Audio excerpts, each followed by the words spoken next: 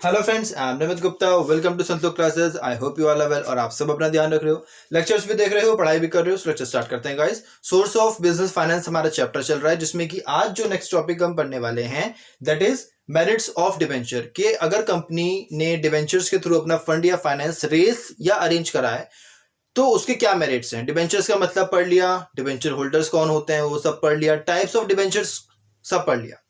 तो अब मेरिट्स पढ़ते हैं। बेसिकली इस लेक्चर में हम 5 डीमेरिट्स को डिस्कस करेंगे। बहुत इजी टॉपिक है, बहुत इजी कंसेप्ट है, एकदम समझ में आ जाएगा। पहला एडवांटेज है, it is preferred by investors who want fixed income at lesser risk. जैसे कि हमने मान लेते हैं 14% डिबेंचर है, ठीक है। हमने पढ़ लिया कि ये जो 14% है, मतलब जो परसेंटेज होता है डिबेंचर्स के ऊपर, ये फिक्स्ड है। कंपनी को इतना परसेंटेज देना ही पड़ेगा, चाहे कंपनी को कल को प्रॉफिट हो रहा हो, चाहे कंपनी को लॉस हो रहा हो। इक्विटी और प्रेफरेंस में तो है कि भाई अगर प्रॉफिट होगा तो जरूर मिलेगा, लेकिन अगर लॉस है तो कुछ नहीं मिल रहा। लेकिन अगर लॉस हो रहा होगा तब भी कंपनी को, डिबेंचर होल्डर्स को, ये परसेंटेज तो देना ही पड़ेगा। इसलिए कहा गया कि जो इन्वेस्टर ये चाहते हैं कि भाई हमको एक फिक्स्ड इनकम भी मिलती रहे और हमारा रिस्क भी कम हो, तो उन इन्वेस्टर्स के लिए डिबेंचर एक बहुत अच्छा सोर्स है फाइनेंस का, एक बहुत अच्छा सोर्स है एक स्टेडी इनकम पाने का। क्लियर? पहला advantage. Second is the issue of debenture is suitable in the situation when the sales and earning of the company are relatively stable. जब कंपनी को ये दिख रहा है कि भाई हमारी जो सेल्स है और हमारी जो अर्निंग है वो स्टेबल है, कि हाँ भाई ठीक है, हम इतना पैसा तो अरेंज कर लेते हैं, इतना पैसा हमारे पास आ जाता है, अच्छी खासी हमारी गुडविल है, कंपनी तभी डिबेंचर्स के थ्रू फाइनेंस रेज करती है, जिससे कि दोनों तरफ का फायदा है। कंपनी को फायदा यह है कि भाई हमारी गुडविल अच्छी दिख रही है, तो जो पैसा इन्वेस्टर हैं वो अच्छा खासा पैसा इन्वेस्ट करेंगे, कंपनी के पास अच्छा खासा पैसा इकट्ठा हो गया।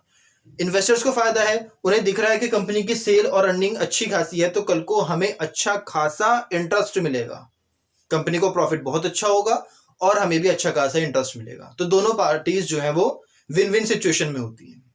Clear? Third is, as debentures do not have carry voting rights, financing through debentures does not dilute the control on equity shareholders on management. हमने पढ़ लिया कि हमारे जो इक्विटी शेयर होल्डर्स होते हैं उनके पास वोटिंग राइट होता है, प्रेफरेंस शेयर होल्डर्स के पास वोटिंग राइट नहीं होता। उसी तरीके से जो डिबेंचर होल्डर्स होते हैं इनके पास भी वोटिंग राइट नहीं होता, जिसकी वजह से जो इक्विटी वाले हैं उनके वोटिंग राइट या उनके कंट्रोल के ऊपर कोई फर्क नहीं पड़ता। डिबेंचर होल्डर्स का तो काम इतना है कि भैया आपको पैसा देना है, इतने टाइम के बाद आपको इंटरेस्ट मिल जाएगा, दैट्स ऑल। ठीक? तो इक्विटी वालों के ऊपर उनकी मैनेजमेंट करने के लिए कोई फर्क नहीं पड़ता, उन्हें इनसे कंसल्ट करने की कोई जरूरत नहीं होती। Clear? The next advantage is financing through debenture is less costly as compare to cost of preference और इक्विटी कैपिटल। कि अगर आप फाइनेंसिंग करते हो, पैसा अरेंज करते हो, पैसा रेस करते हो डिबेंचर्स के थ्रू, तो वो एक लेस कॉस्टली मेथड है अगर आप प्रेफरेंस या इक्विटी के थ्रू अरेंज कर रहे हो। ठीक है? सस्ते में आपके पास आपका फंड, आपका फाइनेंस अरेंज हो जाता है। Next is debentures are fixed charge fund and do not participate in profit of the company. जो डिबेंचर्स हैं ये फिक्स्ड चार्ज फंड है, आपका जो अधिकार है डिबेंचर होल्डर्स का वो सिर्फ इसी परसेंटेज के ऊपर है। प्रॉफिट जितना भी हो रहा है उस प्रॉफिट का आपको इतना परसेंटेज ही मिलता है, बाकी का जितना भी बचा, ठीक है, उसके ऊपर इन डिबेंचर होल्डर्स का कोई भी अधिकार नहीं होता, वो सब इक्विटी और प्रेफरेंस में बटेगा। क्लियर? आई होप आपको इसके मेरिट्स, इसके एडवांटेजेस क्लियर हैं।